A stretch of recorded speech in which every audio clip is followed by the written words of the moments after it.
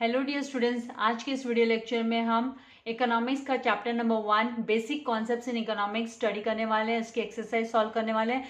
तो इसका explanation start करने से पहले मैं आप सभी से रिक्वेस्ट करूंगी कि अगर अभी तक आपने चैनल को सब्सक्राइब नहीं किया है तो जल्दी से चैनल को सब्सक्राइब कर बेल आइकन बटन को प्रेस कीजिए ताकि आपको लेटेस्ट वीडियो के नोटिफिकेशंस मिलते रहे। वीडियो को लाइक करना एंड शेयर करना नहीं भूलना है डियर स्टूडेंट्स। अपने नए फ्रेंड्स के साथ भी शेयर करना है। तो यहाँ पर जो चैप्टर नंबर 1 है वो बेसिकली इकोनॉमिक्स में कौन कौन से कॉन्सेप्ट्स है उससे रिलेटेड है।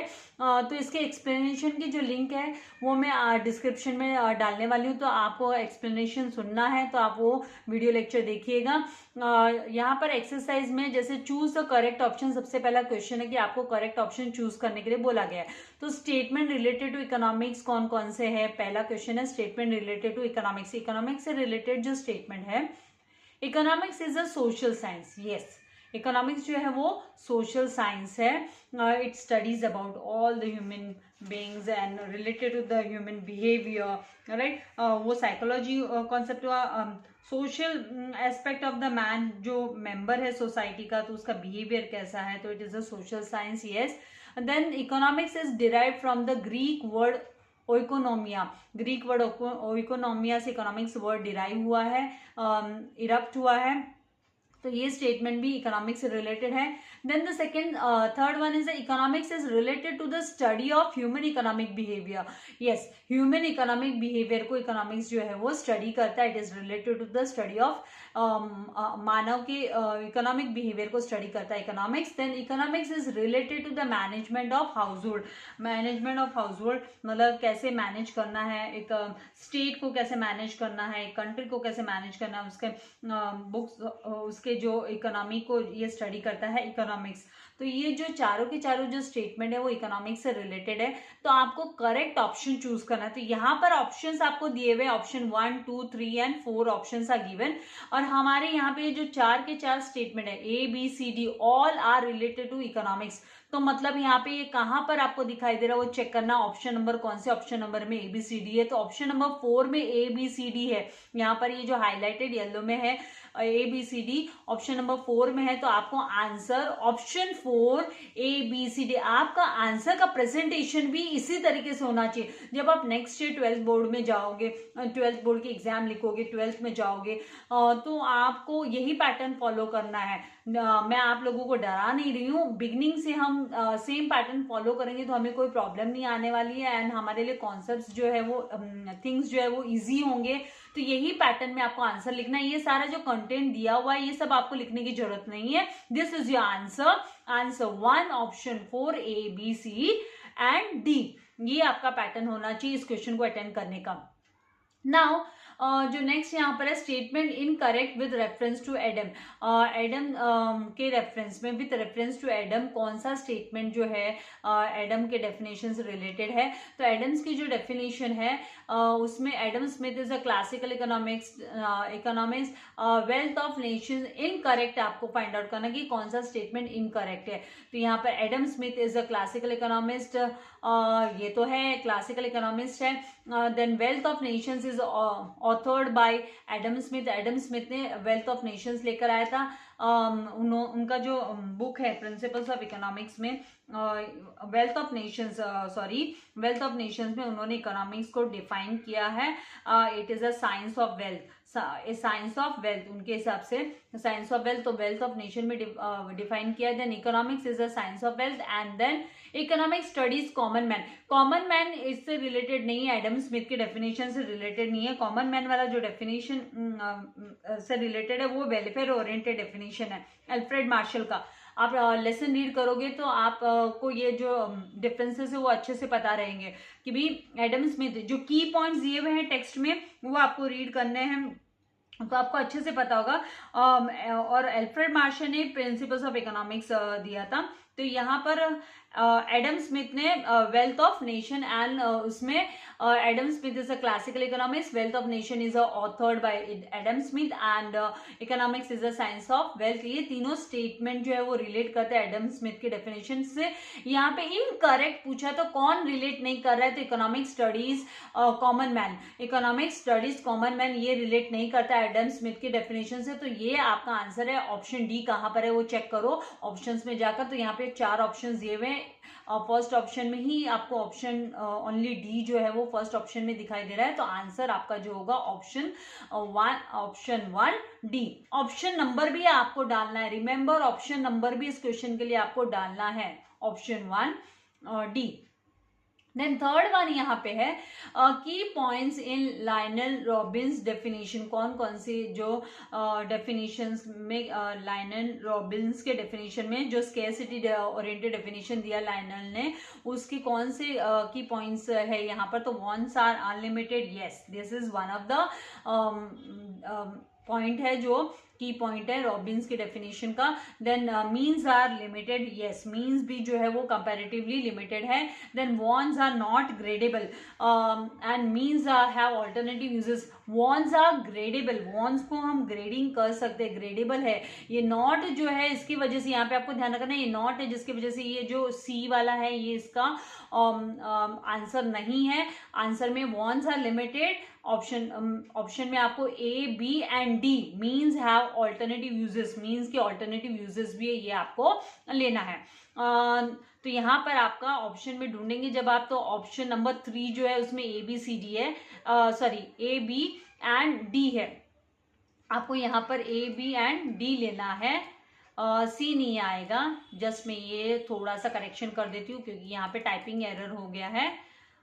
तो डी आपका यहाँ पर ऑप्शन आंसर जो होना चाहिए वो डी होना चाहिए, A B and D. C जो है इसके ऑप्शन में नहीं आएगा, C is not in the option, ठीक है।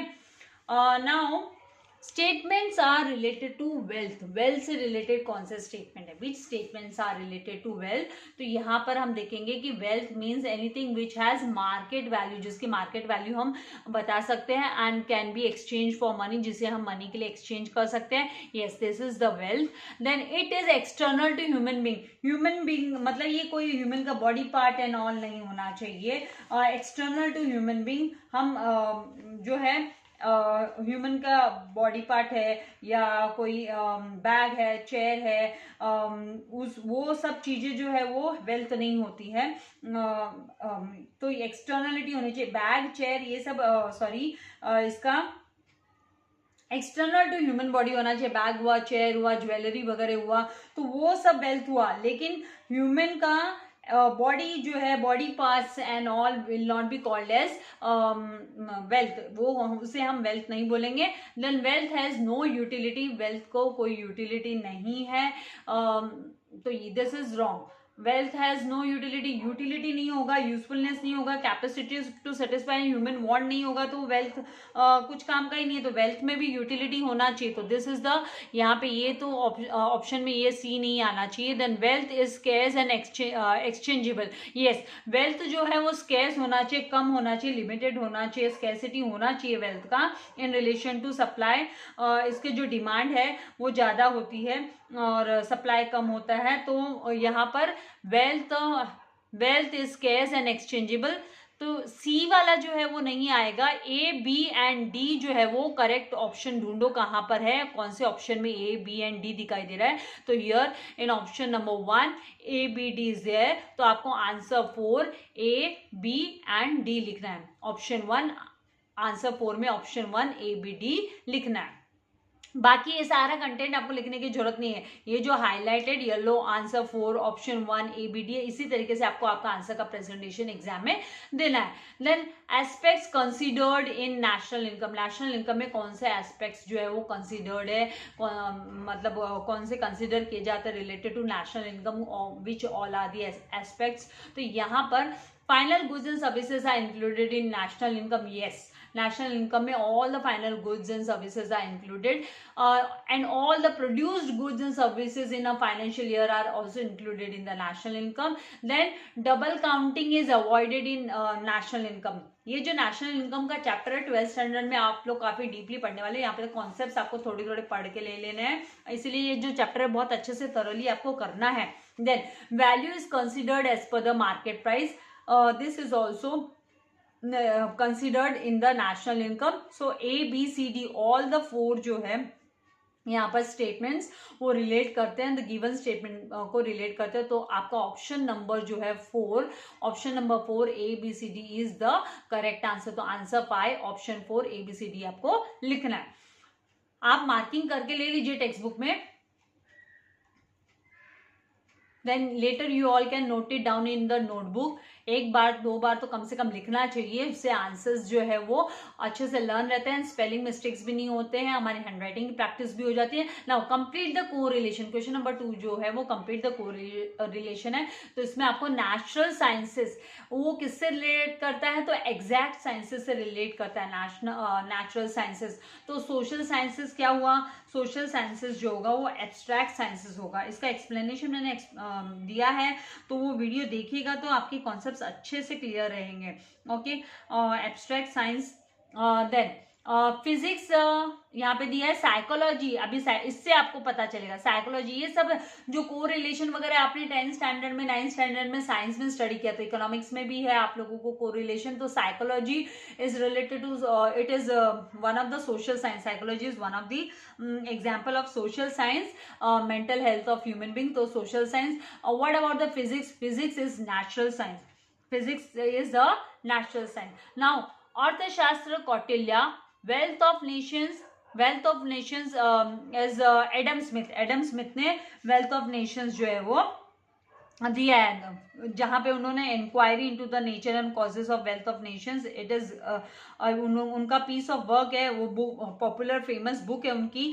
तो wealth of nation Adam Smith ने दिया है. देन यहाँ पे कंफर्ट्स से आपको पता चलेगा कि भाई नेसेसिटी के लिए क्या लिखना है. कंफर्ट्स में वॉशिंग मशीन जो है वो कंफर्ट्स के लिए है, it is not the necessity. सबके घर में वॉशिंग मशीन थोड़ी ना होती है, तो यहाँ पे आपको नेसेसिटीज के यहाँ पे आप फूड लिख दो. भले नेसेसिटीज के आपने अगर सबसे पहले तो हमें खाने के लिए चाहिए, राइट, तो नेसेसिटीज के यहाँ पे फूड लिख दीजिए. एंड कंफर्ट्स मतलब वॉशिंग मशीन हो गए, देन आपके mixer, pressure cooker, air condition वगैरह जो है, AC, कार हुआ, ये सब लग्जरीज में आता है. तो यहाँ पर necessities food, comforts, washing machine. Now free goods, free goods value in use, value in use जो होता है फ्री गुड्स का वो बहुत हाई होता है. एंड इकोनॉमिक गुड्स जो होते हैं, जो इनकी एक्सचेंजेबल वैल्यू वो बहुत हाई मिलती है. तो यहाँ पर आपको फ्री गुड्स का value in use is very high. Free goods like example अगर हम बोलेंगे तो सनशाइन हो गया, राइट, वो हमें फ्री ऑफ कॉस्ट रिसीव होता है, उसका value in use is very high. We don't pay for that, sunshine के लिए हम कुछ पेमेंट नहीं करते, राइट. देन इकोनॉमिक गुड्स जो होते हैं उनका वैल्यू इन एक्सचेंज बहुत हाई होता है, जैसे टीवी हो गया, कार हो गया, ज्वेलरी हो गया, तो उनके value in exchange is very high. उसकी वर्थ जो है वो हमें मार्केट वैल्यू जो है वो हमें रिसीव होती है. Price of a commodity we can receive and it can be converted into terms of money. So यहाँ पे वैल्यू इन एक्सचेंज मतलब इकोनॉमिक गुड्स. ठीक है, आई होप यहाँ तक आपको समझा है. नाउ नेक्स्ट जो क्वेश्चन नंबर 3 है, identify and explain the concept from the given illustrations. यहाँ पे मैं आपको आइडेंटिफाई कॉन्सेप्ट का आंसर दे रही हूँ एंड इसका एक्सप्लेनेशन पार्ट जो है डिस्क्रिप्शन में मैं वीडियो लिंक डाल रही हूँ आप लोगों के लिए, जिसमें एक्सरसाइज का सोल्यूशन यहाँ पे आइडेंटिफाई कॉन्सेप्ट वगैरह का को जो है डिटेल में एक्सप्लेन किया है मैंने, एंड फर्दर क्वेश्चंस को भी. तो वो वीडियो आप देखकर आपके नोट्स जो है प्रिपेयर कर सकते हैं. Now my father purchased a two-wheeler car. अभी मैं इस क्वेश्चन का वेटेज बता दूं, ये क्वेश्चन जो है वो 2 मार्क का आता है. मतलब अगर आपको ये क्वेश्चन नंबर 1 जैसे पूछ लिया एग्जाम में, तो 2 मार्क्स आपको इस क्वेश्चन के लिए रिसीव होगा. आप आंसर करोगे तो 2 मार्क. 2 मार्क में से 1 मार्क इज फॉर द आपको कॉन्सेप्ट को आइडेंटिफाई करने के लिए. जैसे यहाँ पे पहले ये जो आइडेंटिफाई कॉन्सेप्ट है पर्सनल और इंडिविजुअल वांट, इसके लिए आपको आपने आइडेंटिफाई किया, इसके लिए सीधा आपको 1 मार्क मिल जाएगा. फिर आपको एक्सप्लेन करना है कि भाई इंडिविजुअल वांट क्या होता है. आपको जो इंडिविजुअल वांट क्या होता है, जैसे individual want are those wants which are satisfied at individual level पे सेटिस्फाई की होती है, तो उसे इंडिविजुअल वांट्स बोलते हैं, राइट। तो वो लिखने के लिए आपको एक और मार्क्स मिलता है। तो यहाँ पे my father purchased a two wheeler vehicle, this helps to fulfil my travel needs, मेरी ट्रैवल की नीड को फुलफिल करता है। कोई पब्लिक ट्रांसपोर्टेशन का तो है नहीं, तो मतलब ये पर्सनल एंड इंडिविजुअल वांट को सेटिस्फाई करता है। पर्सनल या और individual, any one you can write, identify concept. तो इसका 1 मार्क हो गया, बाकी का 1 मार्क का आंसर आपको डिस्क्रिप्शन में वीडियो मैंने डाला है, उस वहां पर आपको डिटेल में मिल जाएगा, क्योंकि यहाँ पे मैं पूरा आंसर टाइप नहीं कर सकती, right. Now a study of annual income of the family of Ramesh, Ramesh की फैमिली का एनुअल इनकम का स्टडी, रमेश की फैमिली के जो एनुअल इनकम है उसकी स्टडी माइक्रो इकोनॉमिक्स, उसको माइक्रो इकोनॉमिक्स बोलते हैं, क्योंकि माइक्रो इकोनॉमिक्स जो है वो individual household, then individual worker, firm, industry के पर्टिकुलर कमोडिटीज के बारे में स्टडी करता है। तो यहाँ पर ये जो स्टडी होगा और study of annual income of the family of Ramesh की फैमिली का, तो आइडेंटिफाई कॉन्सेप्ट यहाँ पे ये माइक्रो इकोनॉमिक्स होगा, एंड माइक्रो इकोनॉमिक्स का आपको मीनिंग लिखना है। Now as per the third one, as per the data of financial year 2018-19, the country's production of goods and services increased by 20%. Country का goods and production services का जो production है वो 20% increase हुआ। तो ये क्वांटिटेटिव कॉन्सेप्ट है, economic growth relates to the quantitative concept, economic development जो है वो क्वालिटेटिव कॉन्सेप्ट से रिलेटेड होता है। तो ये क्वांटिटेटिव कॉन्सेप्ट हो 20% इंक्रीज होना, तो इकोनॉमिक ग्रोथ आपका आइडेंटिफाइड कॉन्सेप्ट होगा, एंड देन आपको इसको एक्सप्लेन करना है कि economic growth means an increase in the real national income of the country. Then fourth one, Karuna's mother saves 1,000 rupees every month out of her given salary, उसकी salary में से वो 1,000 रुपया हर महीना सेव कर रही है। तो उसको हम क्या बोलेंगे, आइडेंटिफाई कॉन्सेप्ट क्या होगा, सेविंग्स होगा। ऑब्वियसली करुणा की मदर सेव कर रही है तो मतलब सेविंग्स हुआ, तो आपको सेविंग्स लिखना है, and then you need to write the savings का मीनिंग क्या होता है वो आपको लिखना है, आपको एक्सप्लेन करना है कि सेविंग मतलब it is the part of income which is set aside to satisfy the future needs, future में अराइज होने वाले नीड्स को सेटिस्फाई करने के लिए करंट कंजम्पशन को हम फोरगोइंग कर जो कुछ पैसा बचा कर रखते हैं, that is nothing but the saving, it is the part of the income. तो जो हम कंज्यूम नहीं करते, not spend currently on consumption. Then the fifth one is Ram's father utilized his provident fund, उसने अपने प्रोविडेंट फंड का जो पैसा है, अमाउंट है, to set up grocery store set up करने के लिए उसने यूटिलाइज कर लिया। तो this is nothing but investment, उसने इन्वेस्टमेंट पर्पज के लिए उसने इन्वेस्टमेंट किया, बिजनेस स्टार्ट करने के लिए कैपिटल क्रिएशन हुआ है, this is nothing but the creation of capital assets. हम लोग जो हमारी सेविंग है तो प्रोविडेंट फंड में पहले सेव किया जाता है, ये प्रोविडेंट फंड जो है वो स्पेशल अकाउंट होता है जिसमें ना सैलरीड पर्सन अपना पैसा जो है वो सेव करते हैं। तो प्रोविडेंट फंड का जो पैसा है उसने यूटिलाइज कर लिया ग्रोसरी स्टोर को सेटअप करने के लिए, तो ये इन्वेस्टमेंट हुआ। तो आपको इन्वेस्टमेंट का मीनिंग लिखना है कि it refers to the creation of capital assets through mobilization of savings. So here this concept relates to the investment.